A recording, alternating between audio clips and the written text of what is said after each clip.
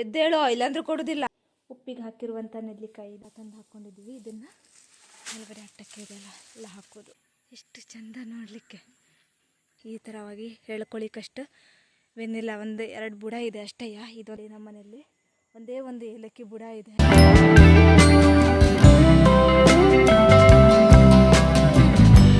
ಎಲ್ರಿಗೂ hi, welcome to my new vlog. ಎಲ್ಲರೂ ಹೇಗಿದ್ದೀರಾ? ಎಲ್ಲರೂ ಚೆನ್ನಾಗಿದ್ದೀರಾ ಅಂತ ಅಂದ್ಕೊತೀನಿ. ನನ್ನ ಚಾನಲ್ನ ಮೊದಲನೇ ಸಲ ಯಾರಾದರೂ ನೋಡ್ತಾ ಇದ್ದರೆ ಅಥವಾ ನನ್ನ ಚಾನಲ್ನ ಸಬ್ಸ್ಕ್ರೈಬ್ ಮಾಡದೆ ಯಾರಾದರೂ ನೋಡ್ತಾ ಇದ್ದರೆ ಪ್ಲೀಸ್ ಸಬ್ಸ್ಕ್ರೈಬ್ ಮಾಡ್ಕೊಂಡು ನೋಡಿ. ಹಾಗೆ ಪಕ್ಕದಲ್ಲಿ ಕಾಣಿರುವಂಥ ಬೆಲ್ಲೈಕನ್ ಒತ್ತಿ ನಾನು ಹಾಕುವಂಥ ವೀಡಿಯೋಸ್ನ ನೋಟಿಫಿಕೇಶನ್ ನಿಮಗೆ ಮೊದಲು ಬರುತ್ತೆ. ಆವಾಗ ನೀವು ಆರಾಮಾಗಿ ವಿಡಿಯೋನ ನೋಡ್ಬೋದು. ಇಲ್ಲಿಂದ ಅಟ್ಟನ ಹಾಕ್ತಾ ಇದ್ದಾರೆ ನಮ್ಮಪ್ಪ. ಸೊ ಹಂಗೆಲ್ಲ ನೀನೇ ತಂದಿದ್ವಲ್ಲ, ಅದನ್ನು ಈಗ ಅಷ್ಟು ಸಾಕಾಗೋದಿಲ್ಲ, ಇನ್ನೂ ತರಬೇಕು. ಮತ್ತು ತೆಂಗಿನ ಹೆಡೆದು ಗರಿ ಇರುತ್ತಲ್ಲ ಅದನ್ನು ಕೂಡ ತಂದು ಹಾಕಿದ್ರೆ ಬೇಗ ಗಟ್ಟಿಮುಟ್ಟಿ ಆಗುತ್ತೆ. ಸಾಂಗೆ ಅಂತಂದ್ರೆ ಅಷ್ಟು ಗಟ್ಟಿ ಇರೋದಿಲ್ಲ. ಹಾಗಾಗಿ ತೆಂಗಿನ ಮರದ ಹೆಡೆನೂ ಕೂಡ ತಗೊಂಡು ಬಂದು ಹಾಕಬೇಕು. ಎಲ್ಲೆಲ್ಲಿ ಸಿಗುತ್ತೋ ಅಷ್ಟನ್ನು ಕೂಡ, ತೋಟದ್ದು ಮತ್ತು ಇಲ್ಲಿ ಮನೆ ಹತ್ರ ಇರೋದೆಲ್ಲ ತೆಂಗಿನ ಮರದ್ದು ಕೂಡ ಇಲ್ಲಿ ಅಪ್ಪನ ಮಧ್ಯದಲ್ಲಿ ಕಟ್ಟೆಲ್ಲ ಹಾಕ್ತಾಯಿದ್ದಾರೆ. ಸೊ ಅಷ್ಟನ್ನು ಹಾಕಿಬಿಟ್ಟು ಅದ್ರ ಮೇಲಿಂದ ಸಾಂಗೆ ಹಾಕಬೇಕು. ಅದ್ರ ಮೇಲಿಂದ ಏನಾದರೂ ಕಣಜಾನೋ ಅಥವಾ ಏನಾದರೂ ಒಂದು ಗಟ್ಟಿಯಾಗಿಂತ ಅಂದ್ರೆ ಅಡಿಕೆ ನಿಲ್ಲಬೇಕಲ್ಲ, ಹಾಗಾಗಿ ಅದ್ರ ಮೇಲಿಂದ ಹಾಕಬೇಕು. ಅಷ್ಟನ್ನು ಇವತ್ತು ಅಪ್ಪ ಮಾಡ್ತಾರೆ. ನಾನು ಅಮ್ಮ ಸೇರಿಕೊಂಡು ಇವತ್ತು ತೋಟಕ್ಕೆ ಕಳೆ ತೆಗಿಲಿಕ್ಕೆ ಹೋಗಬೇಕು. ಇವತ್ತು ಈ ಕೆಳಗಿನ ತೋಟದ್ದು ಕಳೆ ತೆಗೆದ್ರೆ ಈ ಮನೆ ಹತ್ರ ಇರೋ ತೋಟದಷ್ಟು ಕ್ಲಿಯರ್ ಆಗುತ್ತೆ ಕಳೆ ತೆಗೆದು. ನೆಕ್ಸ್ಟ್ ಇನ್ನೊಂದು ಕಡೆ ಇದೆಯಲ್ಲ, ಆ ತೋಟಕ್ಕೆ ಒಂದು 15 ದಿನ ಆದರೂ ಬೇಕಾಗುತ್ತೆ ನಾ ಕಳೆ ತೆಗಿಲಿಕ್ಕೆ, ತುಂಬ ಬಂದಿದೆ. ಹಾಗಾಗಿ ಸೊ ಇಲ್ಲಿ ಗೊಂಡೆ ಹೂವು ಮತ್ತು ಜಿನಿಯಾ ಹೂವು ಆಲ್ರೆಡಿ ಅರಳಿನೂ ಕೂಡ ತುಂಬ ಒಣಗೋಗಿದೆ. ಅದನ್ನು ನೆಕ್ಸ್ಟ್ ಇಯರ್ ಮತ್ತೆ ಬೇಕಲ್ಲ ಅಂತ ಹೇಳಿ ಬೀಜಕ್ಕೆ ಇಡಬೇಕು. ಅಂತಂದರೆ ಆ ಹೂವನ್ನ ಕರೆಕ್ಟಾಗಿ ತೆಗೆದುಬಿಟ್ಟು ಒಣಗಿಸಿ ಇಟ್ಕೊಂಡ್ರೆ ಮುಂದಿನ ವರ್ಷ ನಾವು ಜಿನಿಯಾ ಮತ್ತು ಗೊಂಡೆ ಹೂವನ್ನ ಆರಾಮಾಗಿ ಬೆಳೆಸ್ಬೋದು. ಅದಕ್ಕೆ ಇವಾಗಲೇ ನಾವು ಅದನ್ನು ತೆಗ್ದು ಕರೆಕ್ಟಾಗಿ ಒಣಗಿಸಿ ಇಲ್ಲಿಗೆ ಯಾವುದಕ್ಕೂ ಸಿಗದೆ ಇರೋ ಥರ ನಾವು ಜೋಪಾನವಾಗಿ ಇಟ್ಕೊಳ್ಬೇಕು. ಇಲ್ಲಾಂತಂದರೆ ಮುಂದಿನ ವರ್ಷ ಮತ್ತೆ ಎಲ್ಲಾದರೂ ಬೇಡಲಿಕ್ಕೆ ಹೋಗ್ಬೇಕಾಗತ್ತೆ. ನೋಡ್ಬೋದು ಎಷ್ಟು ಕರೆಕ್ಟಾಗಿ ಒಣಗಿದೆ ಅಂತ ಹೇಳಿ. ನೋಡಿ ಈ ಥರ ಫುಲ್ಲಾಗಿ ಈ ಥರ ಒಣಗಬೇಕು. ಈ ಥರ ಫುಲ್ ಒಣಗಿದೆ. ಇದನ್ನು ಮತ್ತೆ ಬಿಸಿಲಿಗೆ ಹಾಕಿ ಕರೆಕ್ಟಾಗಿ ಒಣಗಿಸಿ ಪ್ಯಾಕ್ ಮಾಡಿ ಇಟ್ಕೊಳ್ಬೇಕು. ಒಂದೊಂದು ಜಾತಿದು ಒಂದೊಂದು ಕಡೆ ಎಷ್ಟೆಷ್ಟು ಮಾಡಿ ಒಣಗಿಸ್ಕೊಂಡ್ರೆ ಚೆನ್ನಾಗಿರತ್ತೆ. ಇದು ನೋಡಿ ಫುಲ್ ಅರಳಿದೆ, ಇನ್ನೂ ಒಣಗಿಲ್ಲ. ಇಂಥದ್ದೆಲ್ಲ ಫುಲ್ ಕರೆಕ್ಟಾಗಿ ಇವಾಗ ತೆಗೆದು ಸಾಕಾಗಿಬಿಡತ್ತೆ. ಈ ಥರ ಇದ್ರ ಒಳಗಡೆ ಬೀಜ ಇರುತ್ತೆ.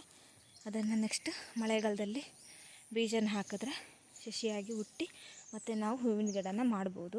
ಸೊ ಹಂಗೆ ತಂದಿರೋದು ಸಾಕಾಯಿತು. ಇನ್ನು ಇಷ್ಟಕ್ಕಷ್ಟು ಸಾಕಾಗಿಲ್ಲ, ಇನ್ನು ಇಷ್ಟಕ್ಕೆ ಹಾಕಿದ್ವಿ. ಇನ್ನು ತೆಂಗಿನ ಮರದ ಹೆಡೆನ ತರಬೇಕು. ಅದು ತೋಟದಲ್ಲಿರುವಷ್ಟನ್ನು ತಗೊಂಡು ಬಂದು ಅಷ್ಟನ್ನು ಫಿನಿಷ್ ಮಾಡೋದು. ಇವಾಗ ಫುಲ್ ಬಿಸಿಲು ಆಯಿತು, ಹಾಗಾಗಿ ಇಷ್ಟನ್ನು ಹಾಕಿದ್ವಿ. ಅರ್ಧ ಸಾಂಗೇನ ಹಾಕಿಬಿಟ್ಟು ಇವಾಗ ತೋಟಕ್ಕೆ ಹೋಗ್ತಾಯಿದ್ವಿ ಕಳೆ ತೆಗಿಯುವ ಅಂತ ಹೇಳಿ. ಫುಲ್ ಬಿಸಿಲಾಗಿಬಿಟ್ಟಿದೆ. ಅಟ್ಟದ ಮೇಲೆ ಹತ್ಕೊಂಡು ಫುಲ್ ಬಿಸಿಲಾಗುತ್ತೆ, ತಲೆ ಸುತ್ತಬಹುದು ಅಂತ ಹೇಳಿ ಹಾಗೆ ಸ್ಟಾಪ್ ಮಾಡ್ತೀವಿ. ಸಂಜೆಗೆ ಹಾಕುವ ಮತ್ತು ಅಷ್ಟು ಹೆಡೆನೂ ಕೂಡ ಸಾಕಾಗ್ತಾ ಇಲ್ಲ. ತೋಟದಲ್ಲಿರುವಂಥ ತೆಂಗಿನ ಮರದ ಎಡೆನ ತೊಗೊಂಡು ಬಂದು ಹಾಕುವ ಅಂತ ಹೇಳಿ ತೋಟಕ್ಕೆ ಹೋಗೋರು ಇದ್ವಲ್ಲ, ಮತ್ತೆ ಘಟ್ಟ ಇಳಿಯೋದು ಹತ್ತೋದು ಬೇಡ ಅಂತ ಹೇಳಿ ಹಾಗೆ ಬಿಟ್ವಿ. ಈಗ ತೋಟಕ್ಕೆ ಕಳೆ ತೆಗಿಲಿಕ್ಕೆ ಹೋಗ್ತಾಯಿದ್ದೀವಿ. ಜಾಸ್ತಿ ಏನಿಲ್ಲ, ಈ ತೋಟಕ್ಕೆ ಒಂದು 8 ಬಣ್ಣ ಇದೆ ಅಷ್ಟೇ.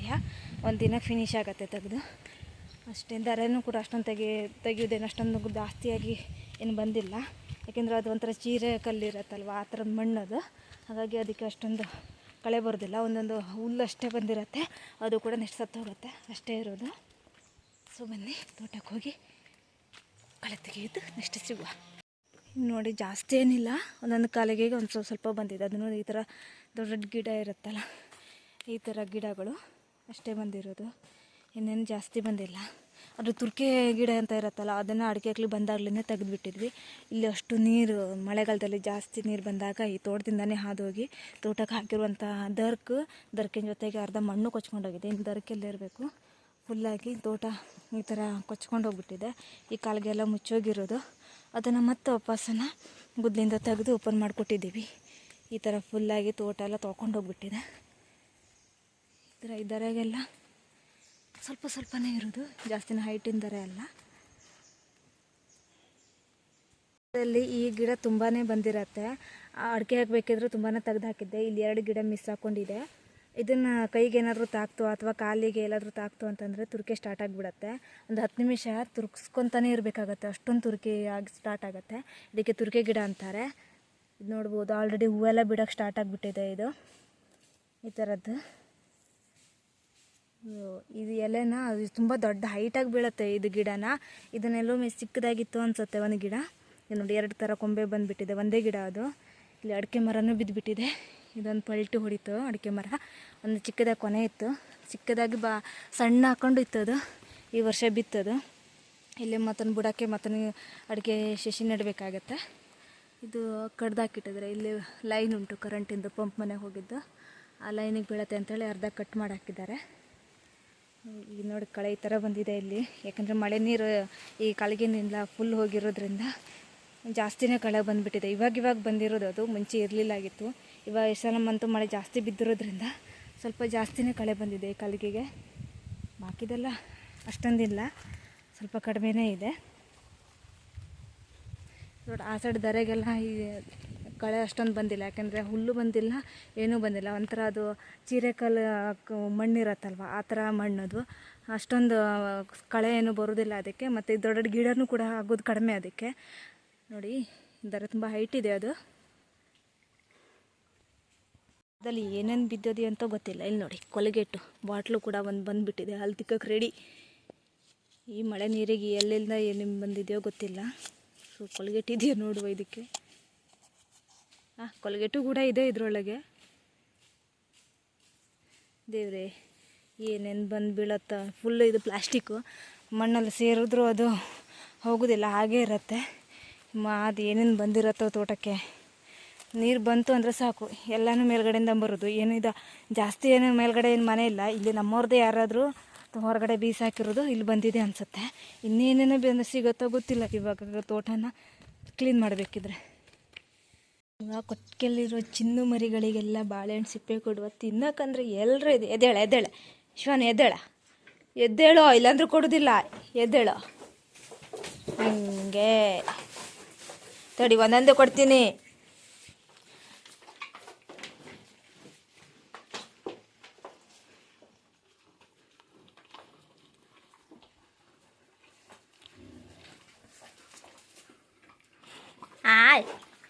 ಕೊಚ್ಚಿಟ್ಟಿಯಲ್ಲ ನೀನು.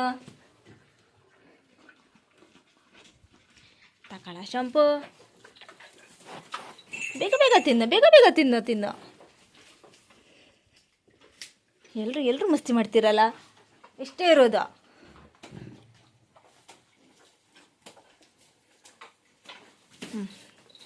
ನೀವು ದೊಡ್ಡವ್ರು ಅಂತೇಳಿ 2 ಕೊಟ್ಟಿದ್ದೀನಿ ಆಯಿತಾ. ಅಲ್ಲನೆ ಸೊಂಕೋ, ಅಲ್ಲನೆ ಎಂತ ಹುಲ್ಲೆಲ್ಲ ಕಾಲಡಿಗೆ ಹಾಕ್ಕೊಂಡಿದ್ದೀರ ಎಲ್ರೂ. ತಿನ್ನೋದಿಲ್ಲ ಅನ್ನೋದು. ಅಲ್ಲಿ ನೋಡ್ರಿ ಎಷ್ಟು ವೇಸ್ಟ್ ಮಾಡ್ತೀರಾ ಅಂತ ಹೇಳಿ. ಇಲ್ಲಿ ನೋಡೆ ಮುಗೀತು. ಒಣ ಹುಲ್ಲು ಹಾಕಿ ಈಗ ನೆಕ್ಸ್ಟ್ ಅಟ್ಟಕ್ಕೆ ಒಂದು ಸ್ವಲ್ಪ ಸಾಂಗೆ ಹಾಕಿಬಿಟ್ಟು ನೆಕ್ಸ್ಟ್ ತೋಟಕ್ಕೆ ಹೋಗೋದು.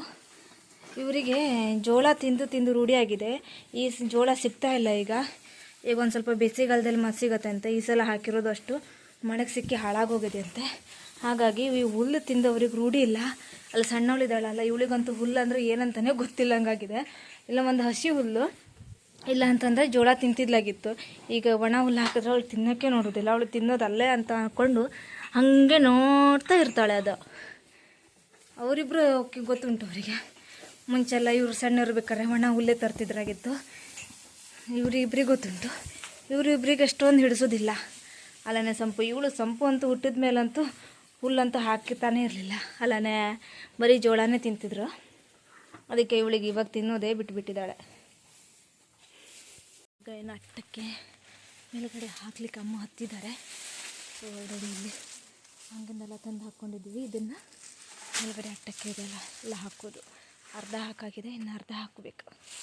ಸೊ ನೆಕ್ಸ್ಟ್ ತೋಟಕ್ಕೆ ಹೋಗೋದು. ಸೊ ತೋಟದ ಕಳೆ ಎಲ್ಲ ತೆಗೆದು ಮುಗಿಸ್ಕೊಂಡ್ರೆ ಒಂದು ಕೆಲಸ ಮುಗಿಯುತ್ತೆ. ಸೊ ತೋಟಕ್ಕೆ ಹೋದ್ಮೇಲೆ ಸಿಗುವ. ನೆಲ್ಲಿಕಾಯಿನ ಉಪ್ಪಿಗೆ ಹಾಕ್ಕೊಂಡಿದ್ದಾಗಿತ್ತು. ಇದು ತಿನ್ನೋಕ್ಕಂತೂ ಭಾಳ ಟೇಸ್ಟಿಯಾಗಿರುತ್ತೆ. ಸೊ ಈಗ ಒಂದು ತಿನ್ನುವ ಅಂತ ಹೇಳಿ ಸ್ಪೂನಿಂದ 2 ತಗೊಳ್ಳುವ. ಸೊ ನೋಡಿ 2 ನೆಲ್ಲಿಕಾಯಿ, ಉಪ್ಪಿಗೆ ಹಾಕಿರುವಂಥ ನೆಲ್ಲಿಕಾಯಿ ಇದು. ನಾನು ನಿನ್ನೆ ವಿಡಿಯೋದಲ್ಲಿ ಹೇಳಿದ್ದೆ ಕಾಳುಮೆಣಸಿನ ಪುಡಿನ ತಗೊಂಡು ಬಂದಿದ್ವಿ. ಯಾಕೆ ಅದನ್ನು ದನಗಳಿಗೆ ಒಣಗಾಗುತ್ತಲ್ಲ ಅದನ್ನು ನಮ್ಮಮ್ಮ ಪುಡಿ ಮಾಡಿಕೊಂಡು ಅದನ್ನು ಯಾವ ರೀತಿ ಹಚ್ಚುತ್ತಾರೆ ಅಂತೇಳಿ ತೋರಿಸ್ತೀನಿ ಅಂತ ಹೇಳಿ, ಏನಿಲ್ಲ ಕುಡಿಗಳನ್ನೆಲ್ಲ ಈ ಥರ ಚಿಕ್ಕ ಚಿಕ್ಕದಾಗಿ ಕತ್ತಿಂದ ಕಟ್ ಮಾಡ್ಕೊತಾ ಇದ್ದೀವಿ. ಅದನ್ನು ಕುಟ್ಟಬೇಕು, ಹಾಗಾಗಿ ಈ ಥರ ಚಿಕ್ಕ ಚಿಕ್ಕದಾಗಿ ಕಟ್ ಮಾಡ್ಕೊತಾ ಇದ್ದಾರೆ. ನೆಕ್ಸ್ಟ್ ಅಟ್ಲಿಕಾಯಿ ಇರುತ್ತಲ್ವ ಅದನ್ನು, ಇದು ಬೀಸೋಕಲ್ಲೊಳಗೆ ಹಾಲು ಇರುತ್ತಲ್ವ ಅದರೊಳಗೆ ಹಾಕಿಬಿಟ್ಟು ಕುಟ್ತಾ ಇದ್ದೀವಿ. ಯಾವುದು ಮಿಕ್ಸಿಗೆ ಆಗಿರಲಿ ಗ್ರೈಂಡರ್ಗಳಿಗೆ ಹಾಕ್ತಾ ಇಲ್ಲ, ಡೈರೆಕ್ಟಾಗಿ ಬೀಸೋಕಲ್ಲು ಇರುತ್ತಲ್ವ ಅದನ್ನು ಇವಾಗ ನಾವು ಯಾವುದು ಯೂಸ್ ಮಾಡ್ತಾ ಇಲ್ಲ. ಹಾಗಾಗಿ ಬೀಸೋಕಲ್ ಒಳಗಡೆಗೆ ಫಸ್ಟ್ ಅಟ್ಲೆಕಾಯಿನ ಹಾಕ್ಕೊಂಡಿದ್ವಿ. ಹಾಗೆ ಚಿಕ್ಕ ಚಿಕ್ಕದಾಗಿ ಕಟ್ ಮಾಡ್ಕೊಂಡಿದ್ದೀವಲ್ಲ ಕಾಳುಮೆಣಸಿನ ಪುಡಿ ಅದನ್ನು ಹಾಕಿ ಜಜ್ಜಿತಾ ಇದ್ದೀವಿ. ತುಂಬ ರಾಶಿನ ಜಜ್ಜಬೇಕು, ಒಂದು ಸ್ವಲ್ಪ ನೊರೆ ಬರುತ್ತಲ್ವ ಆಗುವಷ್ಟನ್ನು ನಾವು ಸರಿಯಾಗಿ ಕುಟ್ಕೊಳ್ಬೇಕಾಗತ್ತೆ. ಮತ್ತು ಏನು ಕೂಡ ಕೆಮಿಕಲ್ಸ್ ಆಗಿರಲಿ ಏನು ಕೂಡ ಆ್ಯಡ್ ಮಾಡ್ತಾ ಇಲ್ಲ, ಜಸ್ಟ್ ಅಟ್ಲೆಕಾಯಿ ಮತ್ತು ಈ ಕಾಳುಮೆಣಸಿನ ಪುಡಿ, ಅದು ಕಾಳುಮೆಣಸಿನ ಬಳ್ಳಿ ಆದರೂ ಆಗುತ್ತೆ. ಅದು ನಾವಿಲ್ಲಿ ಪುಡಿನ ತಗೊಂಡು ಬಂದಿದ್ವಿ. ಈ ಥರ ಪುಡಿ ಮಾಡಿಕೊಂಡ್ರೆ ಸಾಕಾಗಿರುತ್ತೆ.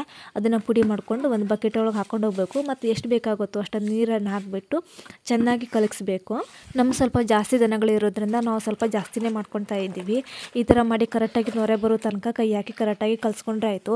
ನೆಕ್ಸ್ಟ್ ಕುಡಿ ಇರೋ ಸೊಪ್ಪು ಇರುತ್ತಲ್ವ ಅದನ್ನೇ ತಗೊಂಡು ನೀರೊಳಗೆ ಮುಳುಗಿಸಿ ದನಗಳ ಮೈಗೆ ಕರೆಕ್ಟಾಗಿ ಈ ಥರ ತಿಕ್ಕಿದ್ರೆ ಆಯಿತು. ಇದು ನಾವು ಮೈಗೆಲ್ಲ ಹಚ್ಚಿರೋದು ಸಂಜೆಗೆ, ಹಾಲೆಲ್ಲ ಕರೆದು ಆದಮೇಲೆ ಸಂಜೆ ಸುಮಾರು 8 ಗಂಟೆ ಟೈಮಿಗೆ ನಾವು ದನಗಳಿಗೆಲ್ಲ ಮೈಗೆ ಹಚ್ಚಿರೋದು.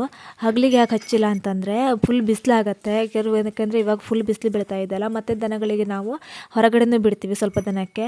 ಬಿಸಿಲಿಗೆ ಅದಕ್ಕೆ ನಾವು ಕಾಳುಮೆಣಸಿಗೆ ಒಂದು ಸ್ವಲ್ಪ ಘಾಟಿ ಇರುತ್ತಲ್ಲ ಅದರಿಂದ ಅವರಿಗೆ ಏನಾದರೂ ತೊಂದರೆ ಆಗುತ್ತೆ ಅಂತ ಹೇಳ್ಬಿಟ್ಟು ನೈಟೇ ಹಚ್ಚಿದ್ವಿ. ಬೆಳಿಗ್ಗೆ ಸ್ನಾನ ಮಾಡಿಸಿ ಆರಾಮಾಗಿ ಬಿಡ್ಬೋದು ಅಂತ ಹೇಳಿ ಈ ಥರ ಮಾಡಿದ್ರೆ ಒಣಗ ಸ್ವಲ್ಪ ಕಡಿಮೆ ಆಗಿದೆ. ನೀವು ಕೂಡ ಒಮ್ಮೆ ಟ್ರೈ ಮಾಡಿ. ಮಧ್ಯಾಹ್ನ ಊಟ ಎಲ್ಲ ಮಾಡಿ ಟೀ ಕುಡಿದು ಆಕಳಿಗೆಲ್ಲ ಬಿಟ್ಟು, ಅಂದರೆ ಮಧ್ಯಾಹ್ನ ಬಿಡುವಂಥ ಆಕಳಿಗೆಲ್ಲ ಬಿಟ್ಟು ಕರುಗಳಿಗೆಲ್ಲ ಹುಲ್ಲು ಹಾಕಿ ನೆಕ್ಸ್ಟ್ ತೋಟಕ್ಕೆ ಬಂದ್ವಿ. ತೋಟಕ್ಕೆ ಬಂದು ನಾವು ಮಾಡಿದ್ದಂಥದ್ದಂದ್ರೆ ವೆನಿಲಾ ಇರುತ್ತಲ್ಲ ಅದು ನಮ್ಗೆ ಕಾಣಿಸ್ಲಿಕ್ಕೆ ಅಂತ ಹೇಳಿ ಒಂದು 2 ಮರಕ್ಕೆ ಮಾತ್ರ ಬದುಕಿದೆ. ಅದನ್ನು ಹೈಟ್ ಹೋಗಿತ್ತು, ಅದನ್ನು ಬಿಡಿಸಿ ಕಟ್ಟಿದ್ದೀವಿ. ಮಡಚಿ ಕಟ್ಟಬೇಕು, ಅದೇ ಕಟ್ತೀವಿ ಅಂತ ತೋರಿಸ್ತೀನಿ. ಸೊ ಹೇಳೋಕ್ಕಂತ ಹೇಳಿ ನಮ್ಮನೇಲಿ ಒಂದೇ ಒಂದು ಏಲಕ್ಕಿ ಬುಡ ಇದೆ. ನಮ್ಮನೆ ಸಾಕಾಗುವಷ್ಟು ಬರುತ್ತೆ. ಒಂದೊಂದು ಸತಿ ಸಾಕಾಗೋದಿಲ್ಲ. ಸಾಕಾಗಿಲ್ಲ ಅಂದರೆ ನಾನು ನಮ್ಮ ಅಜ್ಜಿ ಮನೇಲಿ ತುಂಬ ಇದೆ, ಆವಾಗ ಅಜ್ಜಿ ಹತ್ರ ಹೇಳಿಸಿ ಒಂದು ಸ್ವಲ್ಪ ತಗೊತೀನಿ. ಇಲ್ಲ ಅಂತಂದರೆ ಅದು ಹೇಳೋಕ್ಕೆ, ಅಂದರೆ ಏಲಕ್ಕಿ ಬುಡ ಹೇಗಿರುತ್ತೆ ಅಂತ ಹೇಳಿ ತೋರಿಸ್ಲಿಕ್ಕೋಸ್ಕರ ಒಂದೇ ಒಂದು ಬುಡನ ತೋಟದಲ್ಲಿ ಇದೆ. ಅದು ಮುಂಚಿಂದನೂ ಇದೆ, ಬೇರೆ ಕಡೆ ನೆಡಬೇಕು ಅಥವಾ ಬೇರೆ ಮಾಡಬೇಕು ಅಂಥೇಳಿ ನಮಗೂ ಅನಿಸಿಲ್ಲ. ಅದು ನೆಟ್ಟರೂ ಕೂಡ ಈ ತೋಟಕ್ಕೆ ನೀರು ಬರುತ್ತೆ ಹೋಗುತ್ತೆ, ಹಾಗಾಗಿ ಮತ್ತು ಸುಮ್ಮನೆ ನೆಡೋದು ಅಂತ ಹೇಳಿ. ಯಾಕಂದರೆ ಕಾಳುಮೆಣಸು ಈ ವರ್ಷ ಪ್ರತಿ ವರ್ಷವೂ ಕೂಡ ನಾವು ಈ ತೋಟಕ್ಕೆ ನೆಡ್ತಾನೇ ಬಂದಿದ್ದೀವಿ. ಆದರೆ ಎಲ್ಲೂ ಕೂಡ ಬದುಕಿಲ್ಲ, ಅದು ಸಾಯ್ತಾ ಇದೆ. ಸೊ ನಿಮ್ಗೆ ಕಾಣಿಸ್ತಾ ಇರ್ಬೋದು, ಈ ಥರ ಒಣ ಆಗಿ ಈ ಥರ ಬಿಟ್ಬಿಟ್ಟಿದೆ. ಏನು ಮಾಡೋದು, ಒಂದು ಮರಕ್ಕೂ ಕೂಡ ಕಾಳುಮೆಣಸಿನ ಬಳ್ಳಿ ಸರಿ ಆಗ್ತಾ ಇಲ್ಲ. ಇದು ವೆನಿಲಾ, ಇದು ಫುಲ್ಲಾಗಿ ಮೇಲೆ ಹೋಗಿತ್ತು ಎಡೆಗೆಲ್ಲ. ಅದನ್ನು ಬಿಚ್ಚಿ ಎಣ್ಣೆ ತಂದು ಹಾಕಿ ಬಿಚ್ಚಿ ಈ ಥರ ಮಾಡಿ ಕಟ್ಟಿದ್ವಿ. ಬಿಡಬೇಕಿದ್ರೆ ಅಲ್ಲಿಂದ ಕೆಳಗಡೆ ಇಳಿಸ್ಬೇಕಿದ್ರೆ ಅರ್ಧನ ಮುರಿದೋಯ್ತು. ಈ ಥರವಾಗಿ ಹೇಳ್ಕೊಳ್ಳಿಕ್ಕಷ್ಟು ವೆನಿಲಾ 1-2 ಬುಡ ಇದೆ ಅಷ್ಟೇ. ಇದೊಂದು ತೆಂಗಿನ ಮರಕ್ಕೆ, ಅಲ್ಲೊಂದು ಅಡಿಕೆ ಮರಕ್ಕೆ ಅಷ್ಟೇ ಇರೋದು. ಮುಂಚೆಲ್ಲ ತುಂಬ ಇತ್ತು, ಅದೆಲ್ಲ ಕಟ್ಟ ಬಂದು ಹೋಗಿದೆ. ಇವಾಗ ಹೇಳ್ಕೊಳ್ಳಿಕ್ಕೆ 1-2 ಬುಡ ಮಾತ್ರ ಇದೆ. ಇಲ್ಲಿ ನೋಡಿರಿ, ಇಲ್ಲೊಂದು ಚಿಕ್ಕದಾಗಿದೆ, ಆಲ್ರೆಡಿ ಕಟ್ಟ ಬಂದು ಹೋಗಿದೆ. ಇದು ನೋಡಿರಿ, ಈ ಥರ ಆಗಿ ಸತ್ತೋಗ್ತದೆ. ಈ ಥರ ಕಲರ್ ಬಂತು ಅಂದ್ರೆ ಮುಗೀತಿದ್ರದ್ದು ಕತೆ. ನಮ್ಮ ಕಾಳುಮೆಣಸಿನ ಬಳ್ಳಿ ನೆಟ್ಟಿದ್ವಲ್ಲ, ಇಲ್ಲಿ ನೋಡಿರಿ ಹೀಗಾಗಿಬಿಟ್ಟಿದೆ. ನೆಟ್ಟಿರು ಇನ್ನೊಂದು ಈ ಕಡೆ ಬುಡ 2 ನೆಟ್ಟಿದ್ದೀವಲ್ಲ, ಈ ಕಡೆದು ನೋಡಿ ಸಾಯಲಿಕ್ಕೆ ರೆಡಿ ಹಾಕ್ಕೊಂಡಿದೆ. ನೀರು ಸ್ಟಾಕ್ ಆಯಿತು ಅಂದರೆ ಕಾಳುಮೆಣಸಿನ ಬಳ್ಳಿ ಹೋಗಿಬಿಡುತ್ತೆ. ಈ ತೋಟಕ್ಕೆ ನೀರು ಹತ್ತದಂಗೆ ಇರುವಂಗೆ ಏನಾದರೂ ಮಾಡಬೇಕು ಅಂತೇಳಿ ನಾವು ಅಂದ್ಕೊತೀವಿ. ಇದು ನೋಡಿ ಪೂರ ಕೆಂಪಾಗಿಬಿಟ್ಟಿದೆ, ಇದನ್ನು ಕೂಡ ಹೋಗುತ್ತೆ. ಒಂದು ಮರಕ್ಕೂ ಕೂಡ ನಿಮಗೆ ನೆಟ್ಟಿರುವಂಥದ್ದು ಕಾಣಿಸ್ತಾ ಇಲ್ಲ. ನೋಡು, ಇಲ್ಲಿ ಒಂದು ಮರಕ್ಕೂ ಕೂಡ ಕಾಳುಮೆಣಸಿನ ಬಳ್ಳ ಇಲ್ಲ, ಅಷ್ಟು ಕೂಡ ಸತ್ತೋಗಿದೆ. ಇನ್ನು ಇರೋದನ್ನು ಕೂಡ ಅದು ಫುಲ್ ಕೆಂಪು ಕಲರಿಗೆ ಬಂದಿದೆ, ಅದು ಕೂಡ ಹೋಗುತ್ತೆ. ಇಲ್ಲಿ ತೋಟಕ್ಕೆ ಯಾಕೆ ನೀರು ಹತ್ತತ್ತೆ ಅಂತ ಹೇಳ್ತೀನಿ. ಇಲ್ಲಿ ಇದು ನಮ್ಮ ತೋಟ, ಇಲ್ಲಿಗೆ ಎಂಟು, ಈ ಕಾಲಿಗೆ ಇದೆಯಲ್ಲ ಇದು ಈ ಕಡೆ ಕೆಳಗಡೆ, ಈ ಕಡೆಗಡೆ ನಮ್ಮ ತೋಟ, ಇಲ್ಲಿ ಮೇಲ್ಗಡೆ ಇನ್ನೊಬ್ರದ್ದು. ಇದೇ ಥರ ಪ್ರತಿಯೊಬ್ರದ್ದು ಕೂಡ ಇಲ್ಲಿ ಇರೋದು. ಇಲ್ಲಿ ಮೇಲ್ಗಡೆ ಪ್ರತಿಯೊಬ್ಬರು ಕೂಡ ಚೆನ್ನಾಗಿ ಕ್ಲೀನ್ ಮಾಡಿಕೊಂಡು ಕಾಲಿಗೆಲ್ಲ ಕರೆಕ್ಟಾಗಿ ಇಟ್ಕೊಂಡ್ರೆ ನಮ್ಮ ತೋಟಕ್ಕೆ ಯಾವುದೂ ರೀತಿಯ ತೊಂದರೆ ಆಗೋದಿಲ್ಲ. ಇಲ್ಲಿ ನಮ್ಮ ತೋಟ ಇರೋದು ಕೆಳಗಡೆ, ಮೇಲ್ಗಡೆ ತೋಟ ಇದೆಯಲ್ಲ ಅವ್ರದ್ದೆಲ್ಲ ಕಾಲಿಗೆ ಒಳಗೆಲ್ಲ ಮಳೆಗಾಲದಲ್ಲಿ ಕ್ಲೀನ್ ಮಾಡಿಬಿಟ್ಕೊಡೋದಿಲ್ಲ. ಮತ್ತು ನೀರನ್ನು ಕರೆಕ್ಟಾಗಿ ಕಾಲಿಗೆ ಬೀಳದೆಯ ಒಂದೇ ರಭಸದಿಂದ ಬಂದಾಗ ಈ ಕಾಲಿಗೆ ನೋಡಿ ಆಳನೇ ಇಲ್ಲ, ಹಾಗಾಗಿ ಇಲ್ಲಿಂದ ಮೇಲೆ ಇಲ್ಲಿ ತುಂಬ ಮೇಲೆ ಕಟ್ಟಿದ್ರಾಗಿತ್ತು, ಆದರೂ ಕೂಡ ಹೋಗಿಬಿಟ್ಟಿದೆ. ಮತ್ತು ನಾವು ಈ ಕಾಲಿಗೆನ ನಾವು ದೊಡ್ಡದಾಗಿ ಮಾಡಿಕೊಟ್ಟಿದ್ವಿ ನಾವೇ. ಇಲ್ಲಿ ನಮ್ಮ ಭರಣಕ್ಕೆ ಇಲ್ಲಿ ಗೊಬ್ಬರ ಹಾಕ್ಲಿಕ್ಕೂ ಕೂಡ ಜಾಗ ಇಟ್ಕೊಂಡಿಲ್ಲ, ಆದರೂ ಕೂಡ ಇಷ್ಟನ್ನು ನಾವು ಜಾಗನ ಮಾಡಿಕೊಟ್ಟಿದ್ವಿ. ಯಾಕಂದರೆ ಮತ್ತು ತೋಟಕ್ಕೆ ನೀರು ಹತ್ತೈತೆ ಅಂತಾಳೆ. ಇದು ತುಂಬ ಆಳ ಹೊಡೆದಿದ್ರಾಗಿತ್ತು. ನಾವು ಅದ್ರ ಮೇಲ್ಗಡೆಯಿಂದ ಮಣ್ಣು ಪೂರ್ತಿಯಾಗಿ ಬಂದು ಇಲ್ಲಿ ಪೂರ್ತಿಯಾಗಿ ತುಂಬಿಸ್ಕೊಂಡು ಆಳ ಇರೋ ಕಾಲಿಗೆನ ಇಷ್ಟು ತುಂಬಿಟ್ಟಿದೆ. ಏನು ಮಾಡೋಕ್ಕಾಗೋದಿಲ್ಲ. ಇದಕ್ಕೆ ಈಗ ನಾವು ಈ ವರ್ಷಕ್ಕಾದರೂ ಏನಾದರೂ ಇಲ್ಲಿ ಒಂದು ದೊಡ್ಡ ನೆತ್ತಿರಿ ಥರ ಹಾಕಿ ನೀರನ್ನು ಇಡೀ ತೋಟಕ್ಕೆ ಹೋಗದೇ ಇರೋ ಥರ ಮಾಡಬೇಕು ಅಂತೇಳಿ ಇದೆ. ನೋಡಬೇಕು. ಇಷ್ಟು ಮಾಡೋದಿದ್ರೂ ಕೂಡ ತುಂಬ ದುಡ್ಡು ಖರ್ಚಾಗತ್ತೆ ನಮಗೆ. ಮೇಲಿನವರೆಲ್ಲ ಕರೆಕ್ಟಾಗಿ ತೋಟನ ಇಟ್ಕೊಂಡಿದ್ದಿದ್ರೆ ಇಲ್ಲಿ ಕೆಳಗಿದ್ದವರಿಗೆ ತೊಂದರೆ ಆಗ್ತಾ ಇರಲಿಲ್ಲಾಗಿತ್ತು. ಏನು ಮಾಡೋದು ಹೇಳಿ, ಹಿಂಗೆ ಒಬ್ಬರು ಪಕ್ಕದಲ್ಲಿ ಇನ್ನೊಬ್ರು ತೋಟ ಇದ್ದರೆ ಹೀಗಾಗುತ್ತೆ. ಸೊ ಎಲ್ಲನೂ ನಮ್ಮದೇ ಆಗಿದ್ರೆ ನಾವು ಹೇಗೂ ಮೇಂಟೈನ್ ಮಾಡ್ಬೋದು. ಏನು ಮಾಡೋಕ್ಕಾಗೋದಿಲ್ಲ. ಪಿಂಕಿನೂ ಬಂದಿದ್ದಾಳೆ ಕೆಲಸಕ್ಕೆ. ಏನು ಕೆಲಸ ಮಾಡ್ತಿದ್ದಾಳೆ ಅಂತ ಕೇಳುವ. ಪಿಂಕಿ, ಓ ಪಿಂಕಿ, ಎಂಥ ಕೆಲಸ ಮಾಡ್ತೀಯ ನೀನು? ಹಾಂ, ಇಲ್ಲಿ ನೋಡ. ಪಿಂಕಿ, ಇಲ್ಲಿ ನೋಡೆ ಪಿಂಕಿ, ಎಂಥ ಮಾಡಿದ್ದಿ ನೀನು? ಎಂಥ ಕೆಲಸ ಮಾಡೋಕ್ಕೆ ಬಂದಿದ್ದಿ? ಹಾಂ, ಎಂಥ ಕೆಲಸ ಮಾಡ್ತೀನಿ ನೀನು ಇಲ್ಲಿ ಬಂದು? ಮನೆ ಕಾಯ್ದು ಬಿಟ್ಟು ಇಲ್ಲಿ ಯಾಕೆ ಬಂದಿದ್ದಿ? ಹೋಗು ಮನೆ ಹತ್ರ, ಹೋಗು ಮನೆ ಹತ್ರ ಹೋಗೆ. ನ್ಯೂಮ್ಮಿ ಕೊನೆಗೂ ಈ ತೋಟದ ಕಳೆ ಎಲ್ಲ ತೆಗೆದು ಮುಗೀತು. ಇನ್ನೇನಿದ್ರು ಅಡುಗೆ ಕೊಯ್ಯೋದಷ್ಟೇ ಬಾಕಿ ಇರೋದು.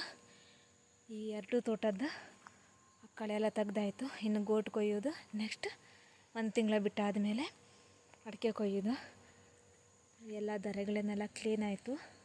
ಇನ್ನು ಈ ಸೈಡ್ ಅಂತೂ ಇದೆಯಲ್ಲ, ಈ ಸೈಡ್ ಮೇಲ್ಗಡೆ ಗುಡ್ಡ ಇರೋದು ನಮ್ಮದಲ್ಲ, ಆದರೂ ಕೂಡ ದರ ತೆಗೆದು ಒಂದು ಸ್ವಲ್ಪ ಸೋರಿದ್ದೀವಿ ನಾವು ಹುಲ್ಲನ್ನ. ಯಾಕೆಂತಂದರೆ ಅಲ್ಲಿ ಸೈಡಲ್ಲಿರುವ ಅಡಿಕೆ ಮರ ಏಳೋದಿಲ್ಲ ಅಂತ, ಅಂದರೆ ಕರೆಕ್ಟಾಗಿ ಹೈಟ್ ಹೋಗೋದಿಲ್ಲ, ಮತ್ತು ಅದಕ್ಕೆ ಒಂಥರ ಉಸಿರಾಡಲಿಕ್ಕೆ ಕಷ್ಟ ಆಗಬಹುದು. ಹಾಗಾಗಿ ಅದನ್ನೆಲ್ಲ ಈ ಥರ ದರ ಇರುತ್ತಲ್ವ, ಹಿಂಗೆ ಸೈಡಿನ ಚಿಕ್ಕದುಂಟು ಅಡಿಕೆ ಶಿಸ್ತಿನೆಲ್ಲ. ಹಾಗಾಗಿ ಅದಕ್ಕೆ ಸೈಡಿನೆಲ್ಲ ಹುಲ್ಲನ್ನು ಸೋರಿದ್ದೀವಿ ನಾವು. ಅವರು ಸೋರಲಿಲ್ಲಾಗಿತ್ತು. ನಮ್ಮ ತೋಟದ ಪಕ್ಕ ಇರೋದ್ರಿಂದ ನಮ್ಮ ಅಡಿಕೆ ಶಿಶಿ ಚೆನ್ನಾಗಿ ಆಗಬೇಕು ಅಂದರೆ ನಾವು ಸೋರಲೇಬೇಕಾಗತ್ತೆ. ಅಷ್ಟು ಫಿನಿಶು ಒಂದಿನಕ್ಕೆ ಈ ತೋಟದ ಫಿನಿಶ್ ಆಯಿತು. ನಾಳೆಯಿಂದ ಇನ್ನೊಂದು ತೋಟಕ್ಕೆ, ಅದಕ್ಕೆ ತುಂಬ ಕಳೆ ಬಂದಿದೆ, ಅದಕ್ಕೊಂದು ಸುಮಾರು 15 ದಿನ ಬೇಕಾಗತ್ತೇನೋ. ಅಷ್ಟು ಕಳೆ ತೆಗೆದು, ಅದನ್ನು ಮನೆ ಹತ್ರ ಅಲ್ಲ, ಅಲ್ಲಿ ಊಟ ಎಲ್ಲ ತಗೊಂಡು ಹೋಗಬೇಕು. ಅಲ್ಲಿ ಹೋಗಿ ಮುಟ್ಟಿ ಕೆಲಸ ಎಲ್ಲ ಮಾಡೋದು ಒಂದು ದಿನಕ್ಕೆ ಒಂದು 4 ತಾಸು ಕೆಲಸ ಮಾಡ್ತೇವೇನೋ ನಾವು ಅಷ್ಟೇ. ತೋಟ ಎಲ್ಲ ಕಳೆ ತೆಗೆದಾದ್ಮೇಲೆ ಎಷ್ಟು ಕ್ಲೀನಾಗಿ ಕಾಣಿಸುತ್ತೆ. ಯಾಕಂದರೆ ಸೊಂಗೆನೆಲ್ಲ ಬಿದ್ದಿರೋದನ್ನೆಲ್ಲ ನಾವು ಮನೆಗೆ ತಗೊಂಡು ಬಂದು ಅಟ್ಟಾಗಿ ಹಾಕಿದ್ದೀವಿ. ಹಾಗಾಗಿ ತೋಟದಲ್ಲೆಲ್ಲ ಕ್ಲೀನ್ ಆಗಿದೆ. ಇನ್ನೂ ಬೀಳತ್ತೆ, ಇನ್ನು ಅಡಿಕೆ ಕೊಯ್ಯೋದ್ರಲ್ಲಿ ಇನ್ನೂ ಅಷ್ಟು ಬಿದ್ದಿರತ್ತೆ. ಇವಾಗ ಬಿದ್ದಿರೋದಷ್ಟನ್ನು ಕೂಡ ನಾವು ತಗೊಂಡೋಗಿ ಅಟ್ಟಾಗಿ ಹಾಕಿದ್ವಿ. ಎಷ್ಟು ಕ್ಲೀನಾಗಿ ಕಾಣಿಸುತ್ತೆ. ಸೂರ್ಯ ಮುಳುಗ್ತಾ ಇದ್ದಾನೆ, ಎಷ್ಟು ಚೆಂದ ನೋಡಲಿಕ್ಕೆ. ಇನ್ನು ಸ್ವಲ್ಪ ಮುಂಚೆ ಬರಬೇಕಿತ್ತು ನಾನು, ಮತ್ತು ಸ್ವಲ್ಪ ಚೆನ್ನಾಗಿ ಕಾಣಿಸಿತ್ತು. ಆಲ್ರೆಡಿ ಅರ್ಧನ ಮುಳುಗು ಬಿಟ್ಟಿದ್ದಾನೆ.